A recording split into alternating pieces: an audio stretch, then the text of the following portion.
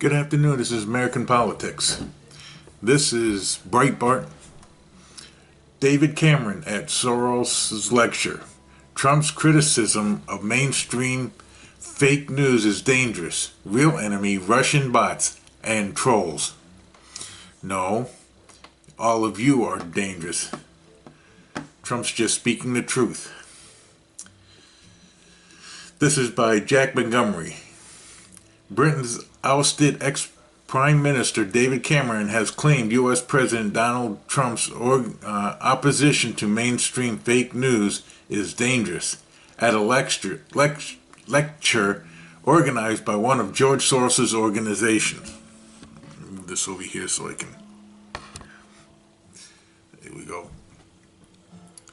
Giving a speech to Transparency International, the Troy Grande claimed that thanks to the growth of technology and the increasing domination of social media propaganda, misinformation and fake news have been able to get a foothold in the public discourse.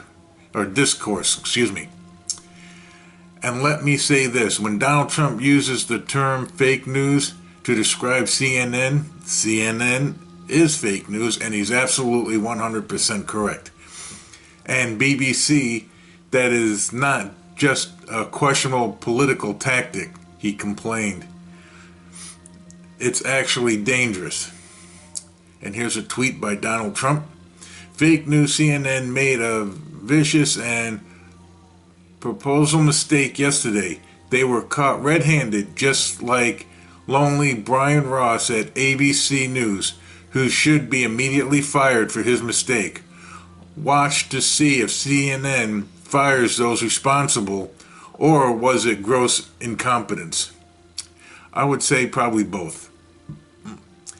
The toppled ex-premier conceded hastily that, of course, broadcasters make mistakes and it's right they correct them, but quickly added that what is being attempted here goes far beyond that.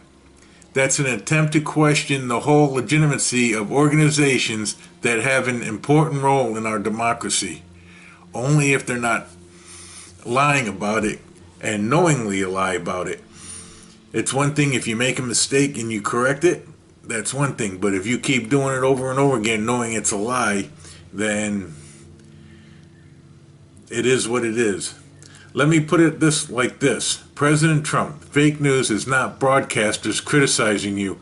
It's Russian bots and trolls targeting your democracy, pumping out untrue stories day after day, night after night. No, Russian doesn't have anything to do with it. It's the new mainstream media. Mr. Cameron's indulgence of the Russia conspiracy during his speech taps into a popular narrative among globalists and left liberals on both sides of the Atlantic, with Democrats in the U.S. blaming the Russians for their defeat in the U.S. presidential election and EU loyalists in Britain blaming their defeat in the Brexit referendum on them as well. No, it's the people who spoke up. Russia had nothing to do with it. Russia cannot hack into paper ballots. I'm sorry, it just doesn't work that way. It was Soros had those voting machines which he rigged to be for Clinton. Indeed, Cameron complained that anti-globalism sentiment was reflected in some of the votes for Brexit in Britain, Trump in America, populist parties across Europe, and strongman systems across the world, elsewhere in his speech. His timing may have been ill-judged, however, with the Electoral Commission investigation into supposed Russian meddling in Britain, finding the allegedly Kremlin-backed internet research agency Troll Farm spent less than $1 on Facebook ads during the EU referendum.